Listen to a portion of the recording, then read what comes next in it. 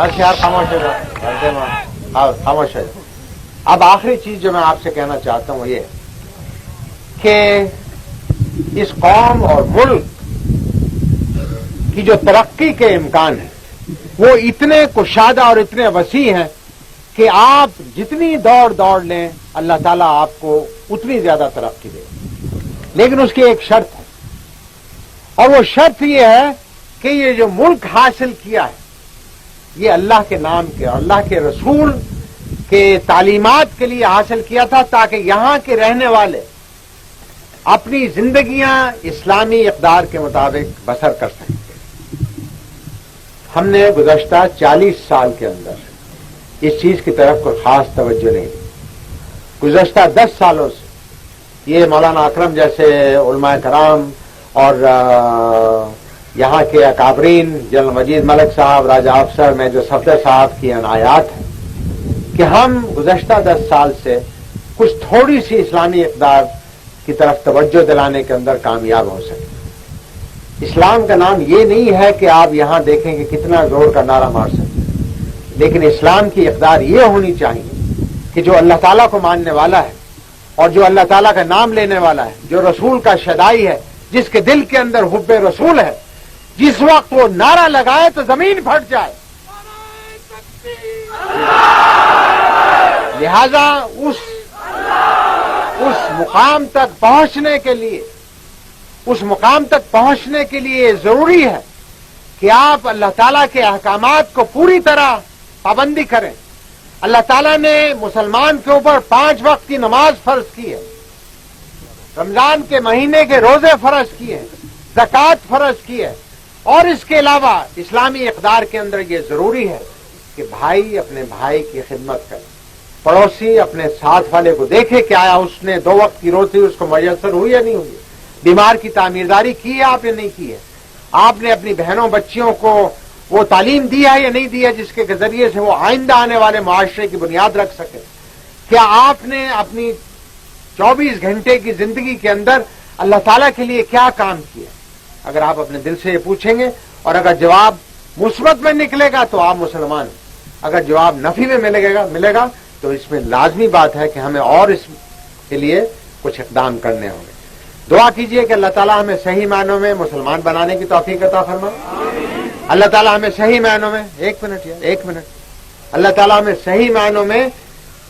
رسول مقبول صلی اللہ علیہ وسلم کی سنت پر چلنے کی توفیق عطا فرمائے۔ آج صورتحال یہ ہے، یہاں اس علاقے کے اندر تو امن و امان ہے، اللہ تعالیٰ اس علاقے کو ہمیشہ امن و امان سے نوازے، لیکن پاکستان کے بعض حصے ایسے ہیں جہاں بھائی بھائی کا خون کر رہا ہے۔ اسلام کے اندر اگر ایک مسلمان کا ناحق خون بہاتا ہے تو وہ ایسا ہے جیسے پوری قوم کو خون کر دیا۔ آج پاکستان کے اندر بھائی بھائی کے خلاف ہمارے بعض خطے ایسے ہیں، بعض ایسے شہر ہیں جہاں پر کہ صورتحال بڑی تشویشناک ہے۔ دعا کیجئے کہ اللہ تعالیٰ وہاں امن و امان قائم کرے، ہمیں اس قابل بنائے کہ ہم صحیح معنوں میں یہاں پاکستانیوں کی، مسلمانوں کی عزت و آبرو اور ان کی املاک کا صحیح طور پر حکومت تحفظ کر سکے، تاکہ ہر شہری ایک آزاد شہری ہونے کے ذریعے سے، ایک آزاد مسلمان ہونے کی حیثیت سے، ایک اچھا پاکستانی ہونے کی حیثیت سے اپنی زندگی گزار سکے۔ یہ زندگی جو ہے یہاں پر ہمیشہ ساری عمر کسی نے نہیں بیٹھ سکتی۔ یہاں سے 10 قدم کے فاصلے پر دیکھیے آپ کو قبرستان نظر آئے گا، آپ اور میں روزانہ ایک جنازہ جاتا دیکھتے ہیں۔ ہم نے بھی ایک دن اس مٹی کے نیچے 6 فٹ جانا ہے، اور وہاں پر جا کر پرسش ہوگی کہ بتاؤ میں نے تمہیں زندگی عطا کی تھی، اس زندگی کے اندر تم نے کیا کام کیا ہے؟ کیا آیا اس موقع کے لیے میں اور آپ تیار ہیں؟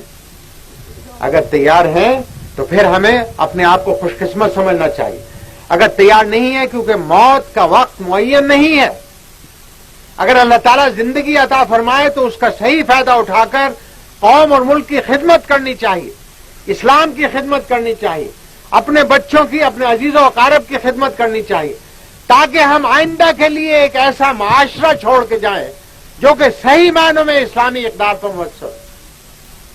تو میں آپ سے توقع کروں گا کہ چکوال کے لوگ اس خطے کے لوگ، یہ بڑا مردم خیز خطہ ہے، جیسا کہ مولانا نے آج اپنی تقریر میں بھی فرمایا، اس خطے کے لوگوں نے اس قوم اور ملک کے لیے خون بہایا ہے، اس کی سرحدوں کی حفاظت کے لیے جان کی قربانیاں دی ہیں۔ آج بھی افواج پاکستان کے اندر سب سے بڑا حصہ آپ کا اس خطے کے ساتھ تعلق رکھتا ہے۔ یہ ایک نہ صرف قوم اور ملک کی خدمت ہے بلکہ ایک عبادت ہے۔ مجھے امید ہے کہ آج کے جوان بچے جو ہیں وہ پڑھ لکھ کر تعلیم حاصل کرنے کے بعد افواج پاکستان کے اندر آئیں۔ میں ریکروٹنگ میلہ نہیں چلا رہا ہوں، صرف میری اپنی توقعات کا اظہار کر رہا ہوں، کیونکہ جس خطے کے لوگوں کے اندر اللہ تعالیٰ کی محبت ہوگی، رسول کی محبت ہوگی، ان کے اندر قوم اور ملک کی بھی محبت لازمی طور پر ہوگی۔ اور جب اس جذبے کے ساتھ آپ آئیں گے تو پھر کوئی دشمن آپ کے سامنے کھڑا نہیں ہو سکتا۔ آج پاکستان کو بہت سے دشمنوں کا مقابلہ ہے،